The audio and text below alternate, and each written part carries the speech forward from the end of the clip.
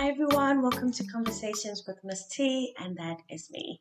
I had a conversation with Olwami. Olwami is the managing director of Black Hat. He is also an author of Writing the Way, Lessons and Conversations I Wish I Had with You. Olwami is very passionate about leadership, and because of that, he has led numerous leadership positions in communities, in churches, and also in universities in South Africa. Guys, I'm personally learning a lot from him, and shout out to you, Olami, for doing such an amazing job. Thank you so much for tuning in, and I hope that you'll enjoy this. Do you want to ask questions first? Like, why not? No. I want you to lead this. Yes, continue. Okay, let's start here. Where were you born and raised? I was born in King Williamstown, Ezwelita. Um, it's in the Eastern Cape in South Africa, towards the east. You know, when you go to East London, close to that area. And I later moved up to Port Elizabeth, which is now Gqeberha, which is sorry, they're clearing away here. It's fine. Which is just 3 hours away, about 250 kilometers away from King Williamstown, where I was born. But I came here because my dad is from Port Elizabeth, and I stayed. I'm still here after so many years. I think I got here I first came to Port Elizabeth when I was 12. Yeah. And how old are you now, if you don't mind saying? No, I'm 37. I'm 37. Okay. Yeah. Yes. All right. I was And born in 1984. okay. Yes. And have you been outside of the Eastern Cape for longer than, say, 6 months? I've stayed in Johannesburg for 3 years. Uh-huh. But we've from King Williamstown, we used to travel to Johannesburg because we had a big family. Yeah. That side, a lot of my cousins, my aunts Yeah. are there. They've been there. Even I think the first one should have been there in the 1980 or something. Okay. And So we established a very good family, foundation in Johannesburg, of which we used to visit as children. Go to Maritzburg, go to Florida, where some of them stay.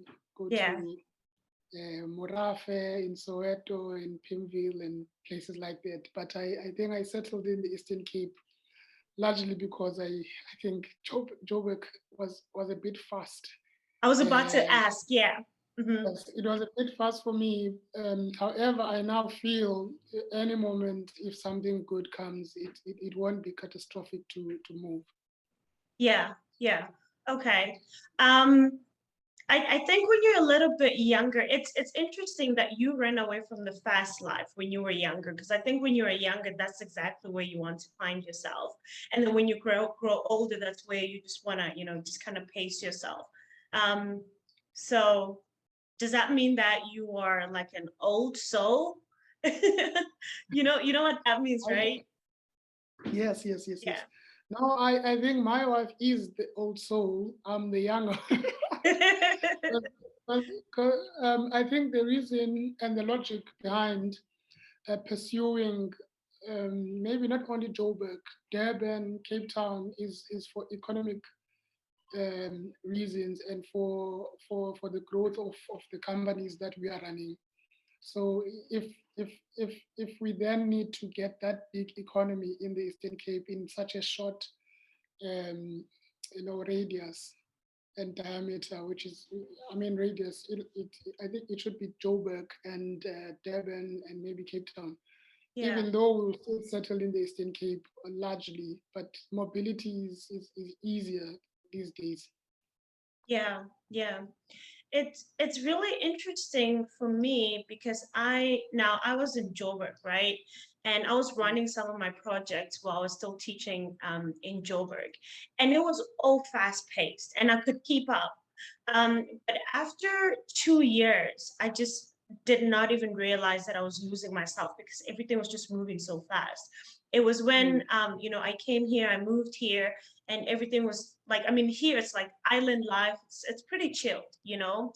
And so then I started to reflect, and I was like, oh my goodness, I was making so many decisions at a fast pace. I did not have time to step back and kind of observe, you know, what was going on and how it was impacting me and stuff like that.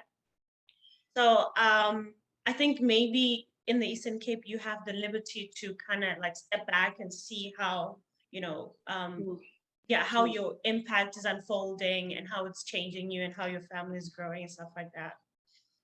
Yes, because the process of building, because we opted to build uh, some, something that is of our own. Um, and as much as we are committed to career progression, we opted to sort of develop something that can be an asset for generations. Yeah, So sometimes when you start building in a fast-paced world, the foundation is not set appropriately. The right. vision is not even cast appropriately, or you have not really given it much thought. Or maybe I'm just that slow. I'm just a slow person that needs to sort of have the years to actually put the foundation, and then Yeah, hopefully there are pull factors from these big economies, including outside of the country, yeah, because we are no longer limited within the borders of the country. I think anything is possible. We can actually do it. I mean, you guys are some of the examples of that. That you don't have to be building where you were born. yeah, yeah, Um, but for a foundation to know what is it that would be my lifetime contribution, what is my legacy, what is the reason why I was born, what can I safely say that I'm living for, without being driven and being pulled everywhere as a result of maybe younger choices that were not too well thought out. yeah, So in that sense, it makes sense to me to be moving around and to be seeking bigger economies at the moment. yeah, yeah. Yeah, but I mean, it all comes at a cost, right? Like being in your position can cost you something, and being in a fast-paced environment can cost you something. I guess at the end of Yeah, the day, you just choose what your cost is. Um, yeah. sorry, as I'm talking to you, I'm thinking of, is it who is it? Who's the wisest man in the Bible? Jeez, I just forgot his name. Is it Solomon? Solomon. Isn't it Solomon? I think it's Solomon. Yes. Yeah. So I thought about it this week, and I'm thinking about it now as we're talking, because I think the biggest thing that now he was wise and he was very wealthy, right? And most of what he built has kind of collapsed, like, I mean, material wise. But his words and his teachings have, you know, survived and been passed on from generation to generation. What's your take on that? We, I, I, I'm close to what you are saying. That it's largely the words, the teachings, and it's the inspirations, it's the lessons that we take out of life, because the human life is quite brief. Yeah, 80 years is a brief period of time, considering the the age of the world, of the universe. 80 years is truly brief. We know this because there are people who just passed away yesterday or today, and then their memory disappears like this. Whatever they've constructed, it just goes in flames in most cases, because family fight over it, or it is given to people who are not prepared for it, or people just sell it so that they can actually build their own visions and all of that, all of which can be discussed at another time. But when you leave, or when you edge a teaching, when you engrave wisdom in the hearts of men, that they can actually speak and teach and edify their children, their children's children. It is passed on, and we come from that generation that is of stories and amabali, teaching about lions and teaching about imivundla udyakalashe. And from there, those stories were transmuted from generation to generation until today, because that lives longer. We Yeah. read Shakespeare sometimes. We read all people that have gone, before us. Their thoughts are still here. Miles Monroe has passed on, but we still feast from his understanding of vision and purpose Yeah. and leadership. He has gone. He has ceased to exist. But whilst he lived, he built something that would outlive him. Yeah. So Solomon, for me, the book of Proverbs in particular, of course, is written by other people as well, but mainly Solomon, who has made the biggest contribution. Um, I guess the Songs of Solomon as well. Oh yeah, the Uh, romantic part of the Bible. you know, but his writing, his teachings in that way has outlived him for centuries. You know, not only Solomon, the people who lived in the caves, Africans, the hot, the Khoi people who engraved their realities and scribble on rocks and caves, Mm, not being taught how to. They never went to formal schooling as we understand, but they understood, that they need to leave some kind of a mark, and yeah, those marks still go to and try and understand and decode. And we even went back to using some of the kind of um, way of writing, yeah, yeah, not writing a word out. They just put in a cow or a chicken, or yeah, we use smileys today. yeah, So in many ways, they are giving us something, a code that um, we might want to consider, that our lives also need to, you know, sort of be followed by something that we are leaving behind. We need to leave something behind, and it might not be your skin or your breath. It might be a word yeah, yeah. Or a kindness. or kindness. Yes. Okay, okay. I have a billion of questions, but you can ask questions now because I'm afraid I'm gonna keep going and No, going. I don't have questions at the moment, but Okay. maybe we're going to talk about your book, The Big Fat Man, because it's something that we were discussing even last night. Really? What are you guys talking about? So Miwala was watching these Xhosa and Zulu cartoons on TV, and then there's one Umzi Wacha. The house is burning, the house is burning. But then the graphics don't show fire. It shows just a black house falling apart, like it's almost as if it's cold. And then they try and show some smoke. But then Miwala calls out that, look, it's black, it's black. So she means that there's no fire, but they are Yes, singing Umziwacha, you yes, know. And then we also talk about the fact that when she was reading your book, she thought that the cat was the lion. yes, a And tiger. and I'm trying to sort of engage. No, it's a cat, because I was not looking at the graphics. I was Yeah, looking at the fact that she needs to be able to read cat. yeah. Yeah, and and so it's beautiful in that sense that it's simple. It's simple enough that she could actually read it and complete it. However, she can engage and critique, and she's yes, only 3. So there's something that came out of that we now know that when she reads something, even at this age, we need to allow her to be able to critique and have her own way opinion. of Yes, seeing what yeah. what we are showing here. But that's all that I wanted to sort of talk to you about. But That's fine. Thank you. When I spoke to Unongu, I said, let's let her, if she thinks it's a tiger, let her be. We're not going to argue with that. And I just yeah, love how she reads, and I love how you guys are exposing her to all these materials. I think you guys are doing great. And I just cannot wait to, well, first of all, meet her and also just to see how she turns out.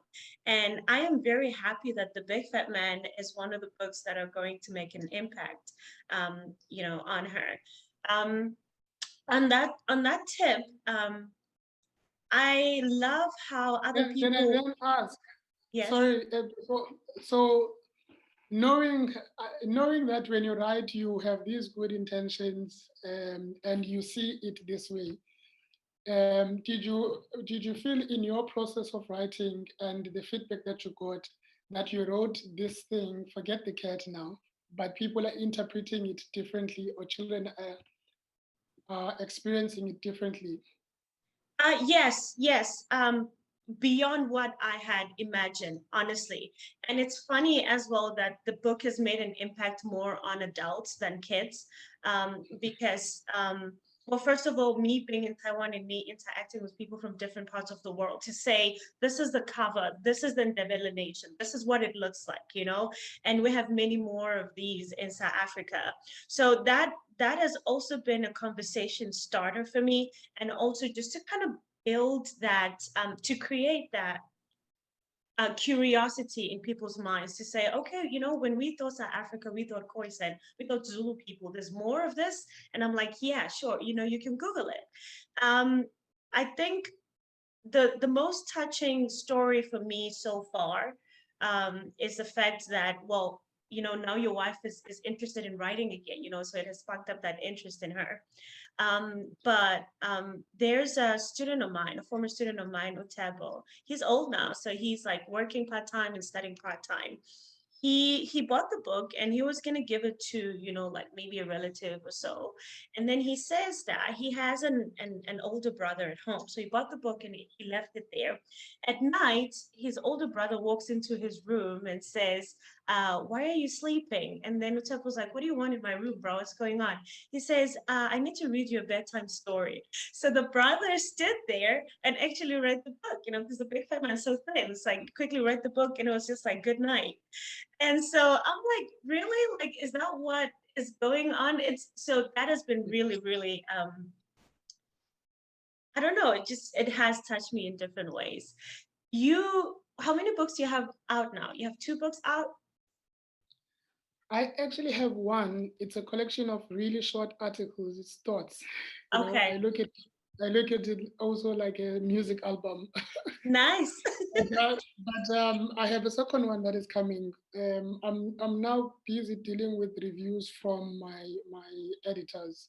You know, so just to make sure that we get something that is more put together than what I gave them. It was a first draft, really. So maybe that process is going to take me another 2 weeks. I don't even want to say when should it be expected anymore, because now the rigorous nature of the comments and what I need to do might probably take a month or two. I mean, 2 weeks or a month to actually get it done. Then there's printing process and all of that that will follow. Yeah. I have a good intention to get it out as soon as possible, and that's all I'm gonna say. No, don't Yes, don't worry this about one. that. I just wanted to find out, like, what made you want to write the second one. You obviously felt like you had more to say. What is the more that you felt you had to say? I started this book before I got the first one, the one that eventually got out first. So this one was on leadership, the one that I'm about to release. And I'm constantly learning something new and how to say it. I'm constantly learning that you don't want to be preachy. You can tell a story and relax about it. You can sort of pick up a few words and make a poem. You communicate to people in different ways. So in my process of learning how to put things and trying to bring a new conversation to my friends and my peers, it just taken longer. And also, as I'm doing it, because I'm in the field now, I'm learning new things. Do I include it? Do I already have a third book? Yeah. Yeah. So, so now it's just those little things that once you start writing, you sort of get used to just putting your thoughts down. And then once you start publishing something, you really want to prove that you've learned from the first one and you want to make a better contribution. Hmm. And also that you have now created some expectations and people are calling it out of you. I'm like, yes, I do have a second book. It's just that it's the process of getting it out that I really want it. I really want to be better. So it's that I've always known that I wanted to write. I've always also appreciated the fact that we have to use a language like English for me, studying in the townships and having to use it to do business, use it to communicate and all of that. So there's these deep-seated challenges already with the language because I need to communicate to anyone in the globe that can hear me and not just use my own language to be communicating to those that can understand the language. But we are learning in the process. I'm writing really because I know that I'll die one day and something needs to be left behind. And I'm trying to give some advantage to people that follow after me, whether it be my own children in the family, that they don't have to start everything from scratch. That look, I've already learned these lessons for us. It's either you can take them, critique them, you can discard them, but just know that we've left you something to do life with. That you can consider. You don't have to start learning everything all over again. You can just consider your ancestors' thoughts that they've left behind. Hmm. Hmm. So I'm writing because of that. Maybe also I do think about my cousins. We come from a very unfortunate background of not having enough of anything. Um, we had excess of love for one another. That I am not one that grew not being loved and all of that. We really had excess of taking care of each other. We knew with the little that we have, we take care of each other. But resource-wise, we're quite limited. But before we start building resources, before we start building assets of that nature materialistically, I felt that my biggest contribution in my whole family, my cousins, my children, even my community, is to start dealing with the character issue. How do we handle? How do we handle our lives? How do we handle, our conduct? How do we make ourselves people of value? What Hmm. decisions should we consider, and all of that? And maybe that would help us to draw the resources that we really need. Yeah. When you mentioned Miles Monroe now, I love him and I mean I listen to him. When I listened to him, I think it was 2 years ago, and he spoke about character, right? And I did not, it had never even occurred to me that that is a big thing when it comes to leadership. And Yeah. so after listening to that, and I had to sit down and fix a couple of things in my life, I found myself having to go back to my former students and apologizing for my misbehavior.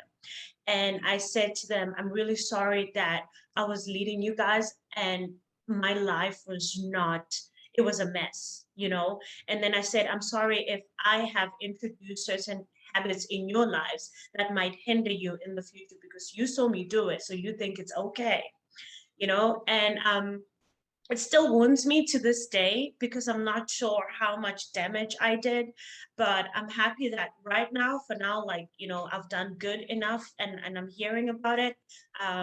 So I think that character is very important. I also want to, you mentioned your cousin, and I watched your videos. And can you retell that story about you washing your cousin's feet? I just want to hear it again. So the context of that story, number one, I told it, I didn't plan to actually say that, but when, for some reason, when I stood in front of the crowd and I wanted to start my conversation, and I know people really think that someone who stands in front of you is all glorious and all of that, and I needed to start from an experience. that will sort of diminish, the importance that I was accorded at that moment. However, so my cousin was quite intoxicated, and some cousins that you know we have been advantaged for educational reasons than others, and so this one was a builder. He would go and help people build, and he's quite good with that. And someone who's a builder is not necessarily after cleanliness a lot. Yeah, no, I get So it. he would wear the safety shoes and all of that, and he would go out and drink sometimes and all of, and he would come back intoxicated, and then we have to share not even a bed, umondlalo, on the ground, on the floor. It would be three of us, and then two would be sleeping facing the same direction, and one would have to be sleeping the other direction. You don't want to be the one that is sleeping between two dirty feet of young boys or men. And my cousin would really be, you know, his feet would really, be dirty, and he was drunk, and then I just cleaned, I just washed him, set him on a chair to just watch him. And this was not because I was kind. It was just a condition at the moment that I thought I would not succeed throughout the night. Yeah, And I used this in that moment because we had a group of leaders in different areas of their lives, and I understand that stories will last longer than me sending principles and all of that. And that story keeps on coming back. But the reason for that story is that we come into a space, we must be able to organize and change our spaces to the way that fits us, that we desire.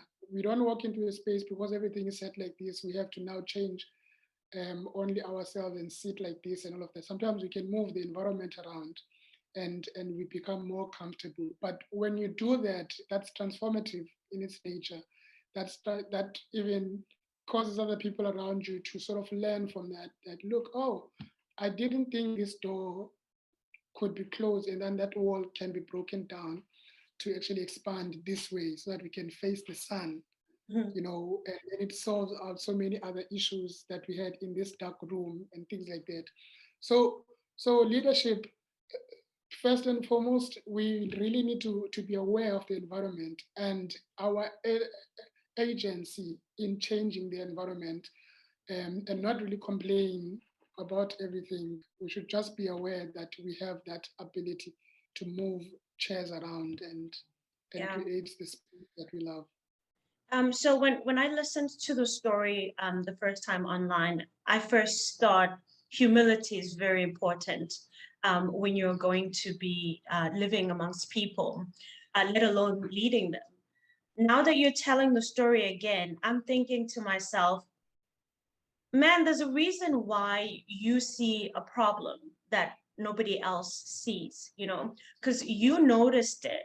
And if you could have gone two ways. You could have retaliated and told your uncle off and told him what to do, which was not going to get you any results. And I think maybe that's what we do right now as a society.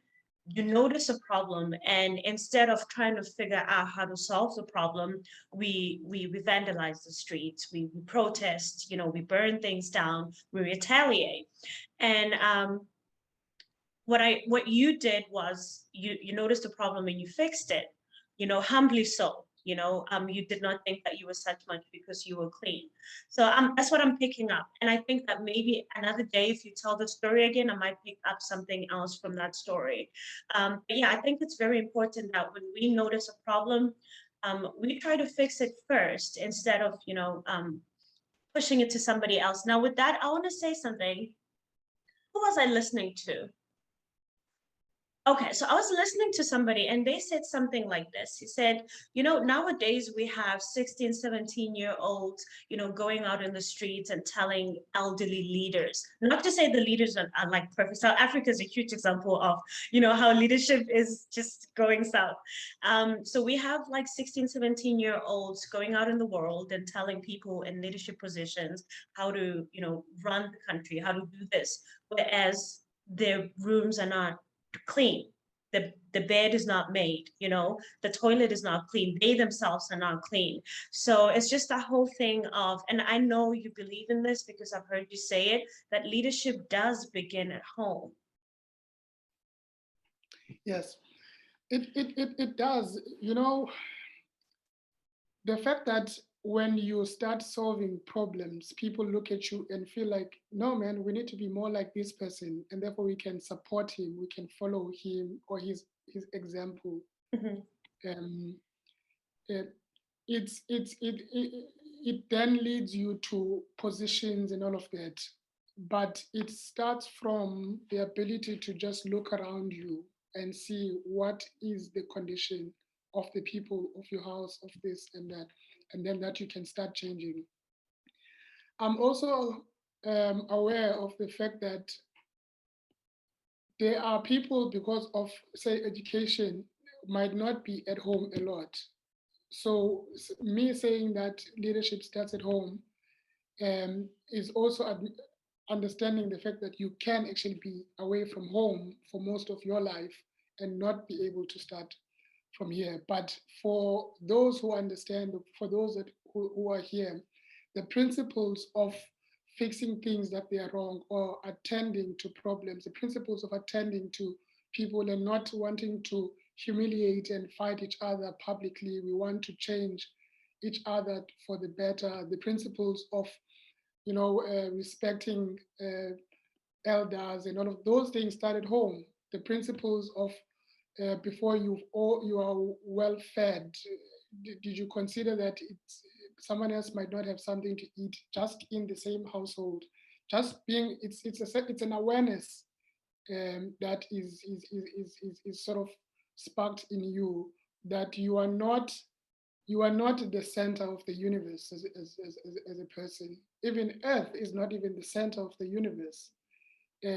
Just a little bit outside you, there's nature, just a little bit outside the Earth protective, crusts and all of that.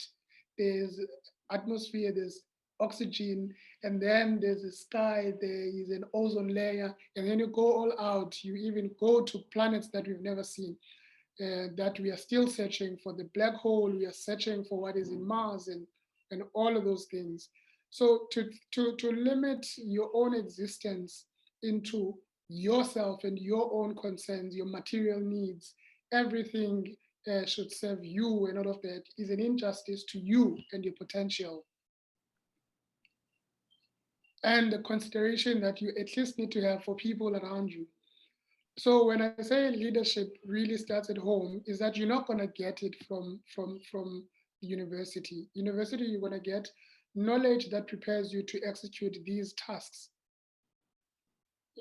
In government or in leadership positions, you will be expected to implement, and people would expect you to have been prepared to be more humane with the people around you, even when you know something is wrong. Sometimes the con sometimes the timing is not right. Yeah, yeah. It's Mm-hmm. wrong. It's wrong. Yes, we can see, and I know the answer, Mm-hmm. but it's not the right time for me to raise it. So Yeah. now I have to deal with myself like quiet down. There'll be the right time to address it in the right tone. I've noticed that you've done this in that space. I realize that it's better sometimes to just do this. Because now you might be solving something, but you're causing a bigger problem. You are correcting me, yes, but you're correcting me on Twitter. You are embarrassing me. You are not trying to correct me. You are trying to tell everyone that you are right and that I'm stupid. You are not tolerant of everyone's mistakes, but you don't want to be told of your own mistakes and be embarrassed, consideration of one by another. Yeah. So if now you are a leader and you are that toxic that you want to tell people whenever they're wrong, no, I'm right, I know you are wrong, you are wearing this, you are this, and there's protocol to telling the truth. The truth must be handled in a particular way, even if it's the truth. And those are awareness, principles of leadership that all of us need to learn, not just for leading because I'm in a position to exist with Yeah. humanity.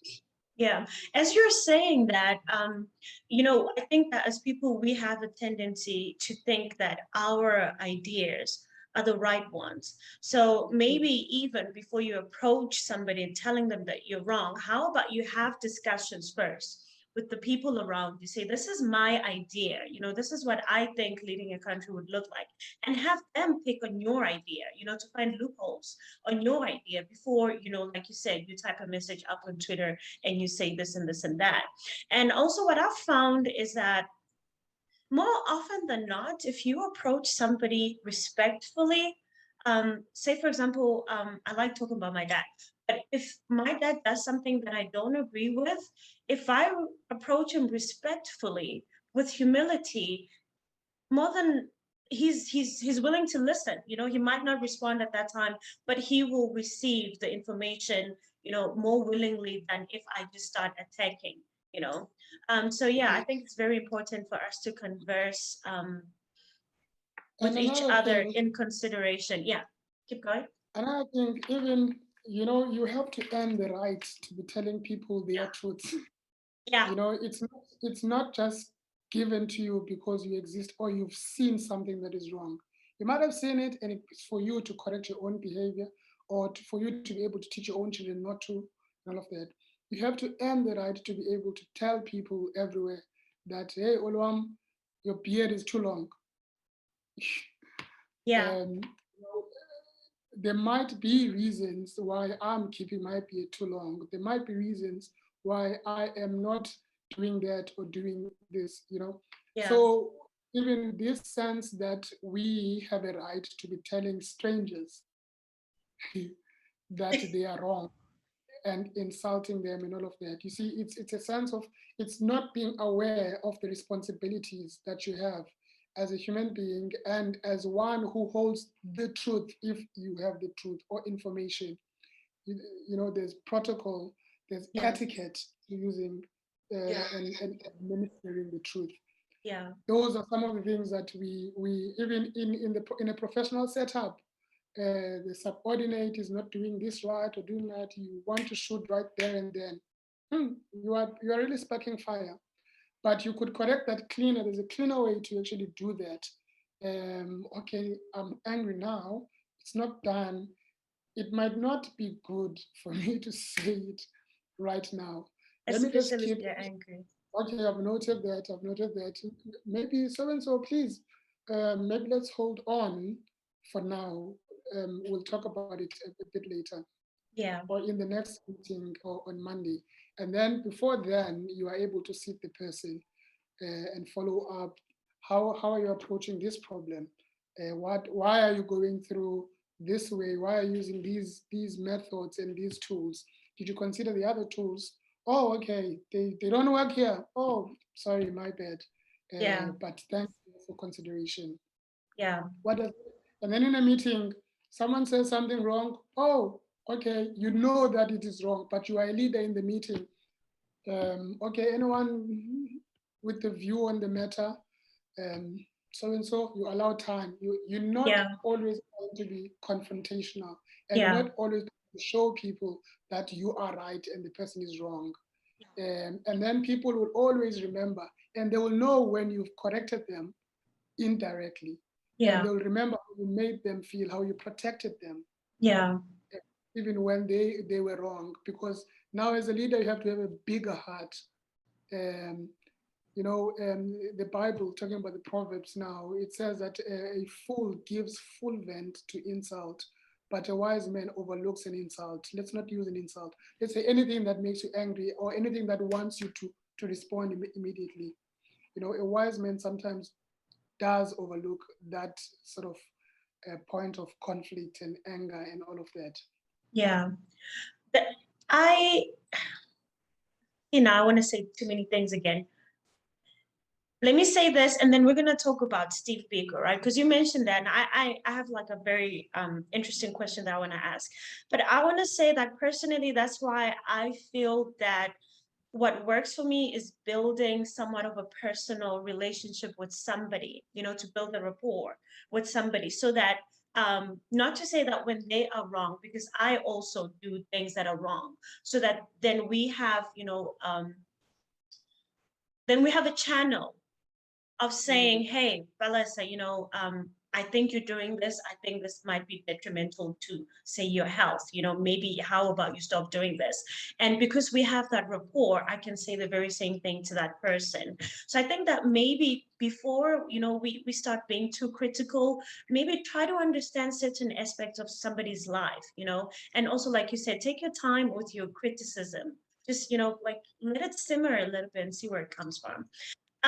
When I read the book by Steve Biko, I write what I like.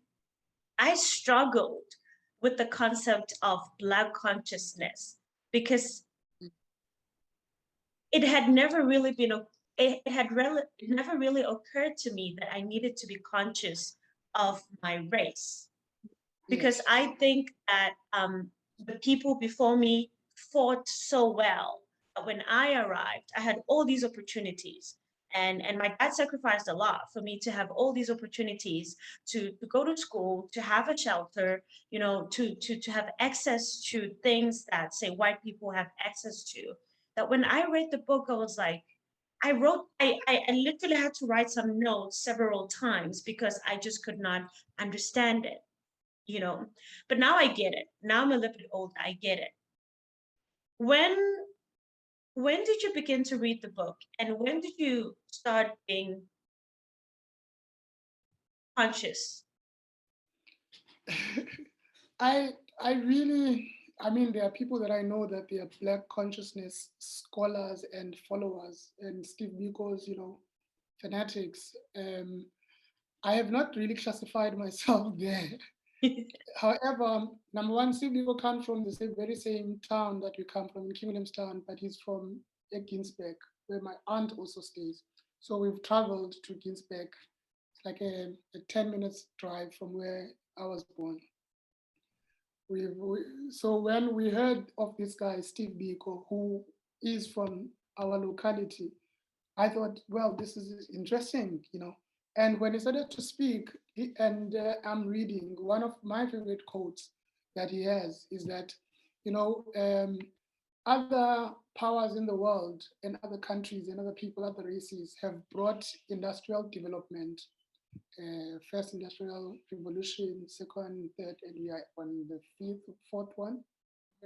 But he says that Africans must be comfortable to know that we bring to the world a more human face, you know, and that is to be taken as seriously because you might think that our existence is about progression and industrial development and going forward. And then you also read people like Oboma Munomatamsa and Matisan, um, who write extensively about our sense of time, of reality as Africans. And she says that, Europeans largely understand time as a linear concept. January 1st, 2nd, 3rd, December 2001, 2002. It's always going forward. It's going to infinity. It's not, it's going to infinity. That's how they understand. So they're rushing and getting things done, and respect for time and all of those things is coming from that perspective of life and of existence, that we are rushing to the station, we're going forward, we're going to move, we're going to conquer the world, we're going to, all of those things are going to have more and continue. But she argues that the sense of time in an African context is more cyclical. Summer, winter, summer, autumn, winter, spring, summer. autumn, winter, spring, um, time to sow, time to reap, time to sow, time to reap, time to, birth, death. So it's more. So it's like, oh, we missed this cycle. We will have to wait X more months to actually get this cycle. So let's deal with this cycle now, so that by the time another period or a season comes, we are able to actually add more and all of that. So our understanding of time is more what nature is giving us, that leaves will be here and they will fall, but then they'll come back again. And then how do we understand our time? So Steve Biko comes and tells us that, look, how we understand religion. Religion is not something that we used to go to church and all of that. He says that it's something that we build around us at home. Kukwixhanti endlini. There's a place where people go bayonqula, of which, because of our Christian upbringing, we've also missed that, because we thought that being modern and to advance in life is to not be yourself or not respect what you have been given to, in order to pursue what other people have. But then now we leave what we have, we go and be what other people are. We realize that it means that we'll always be secondary and second class citizens anywhere else if we are not with our own people. Who lives their own culture and tradition in the world? It's only the conquered people. It's not advancing groups of people. Mm-hmm. Chinese, what we see, they are building around what their heritage has been. You look at German people, they are building around what they understand, what they know. Italians and Indians, but it's largely the conquered people that have to assimilate into a foreign country or a foreign culture and tradition, where they will constantly be secondary citizens and always subpar, because we will never be those people, you know. So now Silvio makes us understand that, what we need to be, because we have been defeated through the dispossession wars, 9 of which took place in the Eastern Cape where we were born, uh, and we fought. Our ancestors fought 100 years, trying to defend us from the European conquering us, for cultural, for materialistic reasons, as they did. It means that we because of that, we then had to be taken out from our families, taken to the mines, taken to work for a person. Now we have to pay taxes, but not to our kings and our leaders, but to government whose purse we can't control. And therefore, we have given so much of who we are to the other, such that now he says that we are this hollow people as men, and we need to find the Black African man in South Africa. We then need to find a way to start and bring life into ourselves, because we now understand the trauma that we've actually had to endure, not without resistance. And that is the process now that we are dealing with, is that, okay, now we are in a free country. What does a black man look like in an international stage? What does the closer culture have for us as closer people, that we can now start and take it to the international stage? What does the African culture, and so forth. And that is what Civico helps us to understand, because that framework doesn't exist in the conqueror's mind Mm-hmm. Mm-hmm. for us. Yeah. Okay, that is very interesting. Whew. How do you feel now? I know you're nervous about our talk. Yes, I'm enjoying the conversation so far. I do think that they are needed, and I will also have more conversations, and I will make time for more conversations, because I feel now we need to start talking Yeah. and clarifying the vision and Yeah. clarifying where we are going as a Yeah. people. Um, because we will really be chasing something forever. we will always be given identities, will always be given who to be and what to follow, and then we're gonna die, and then our families, our children start afresh again. So we just need to start now thinking about what is more meaningful. Yeah. And I'm glad that you're doing what you're doing because we're using the same platforms, but we kind of, and we have, I think we have a similar vision, but we are basically tackling it from different angles, you know, because you're more interested in leadership in the way that you are interested in leadership. And I'm interested in people's lives in the way that I'm interested in people's lives. So I was so happy to see you do the interviews again. I'm like, yeah, there we go. You know, somebody's going to talk about topics that I'm not really good at, you know, because that is your stage. So yeah, I just want to say big ups. And it's funny how like our friendship started, that I was so nervous to, and now this has gone beyond it. It was not never really, it still is not about me making sales. Like I'm not worried about that because you know I have a full-time job. I'm not like solely relying on book sales.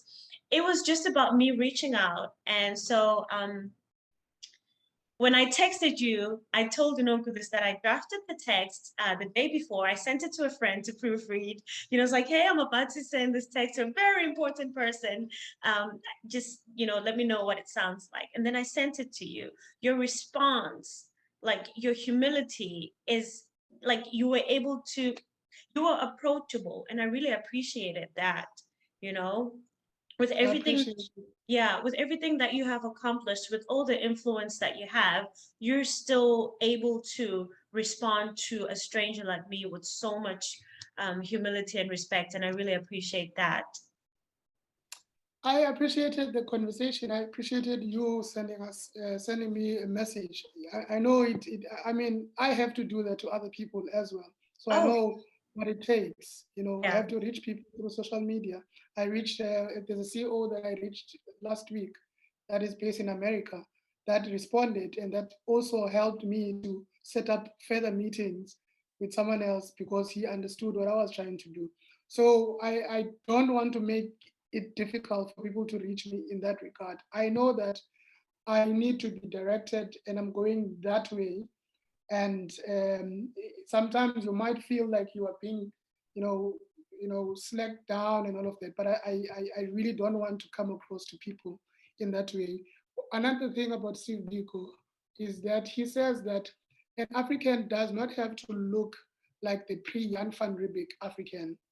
And when we're trying to reclaim ourselves as a people, as a culture, we're not trying to look like the same person who was wearing that and doing that before the Europeans came in the country.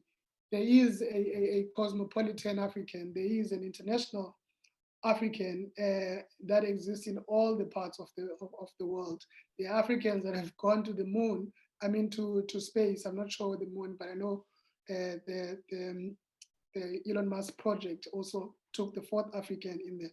So we are not trying to be what we have been stereotyped to be, but we're not trying to undermine what we know from our people. So you being positioned where you are in Asia, it means that you are learning new things. You are able to communicate to our children new ways. You are going to tell us what technologies we can use that can get maybe my book. I'm also trying to encourage you to suggest those things to get my book go as far as I can, as it can. You're going to be learning, cultural things. What are the differences that we have on culture in just managing a household that is working for that family than here?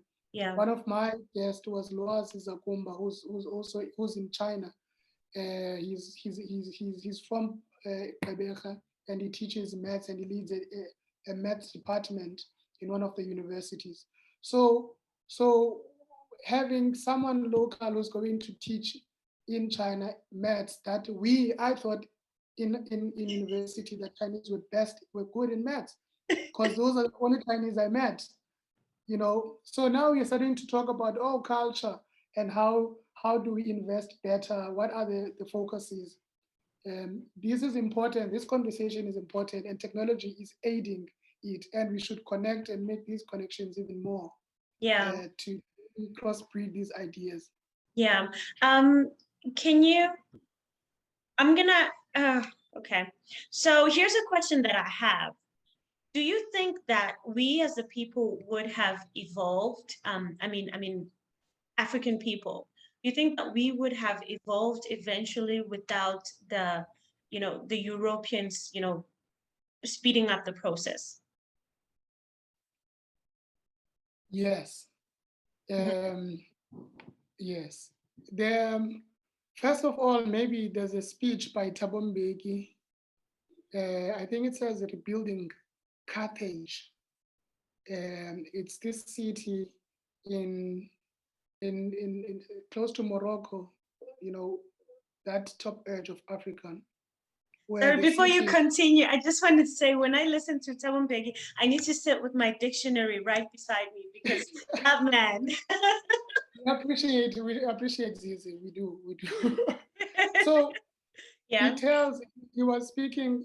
I'll try and find the speech again because you asked this question, and I think that his understanding and his ability to paint what was happening in that city where Africans were as evolved and developed at that particular moment and were able to go and conquer some European battles in Spain, in that area. Um, and he tells us that the conquering of Africa began from the conquering of that civilization in that belt, and he builds it up. Not just Abombeki, there's another book called Africa That Never Was, 400 years um, of subjugation, I think. Africa That Never Was, I think one of the authors is Jablo. So that book I can also share, if you just remind me kindly. Okay. uh, that that also talks about what Africa was and how it was made to look by somebody who had an interest to walk in and take whatever they need. Because people wrote for us for 400 years what they saw, what they think existed, who they thought was good, who they thought was not good, which king looked like there is kind to them, which king looked like it devoured its own people, and all of that. So these are important because they build the perception that we are savages and that we had no development. And then lastly, on the front of arts, when the European came in, the Dutch came in the Cape and went across the country. When they painted only open fields, open fields, and then they send them back to Europe. Now, when you do that, you are giving an impression that there's nothing on the ground.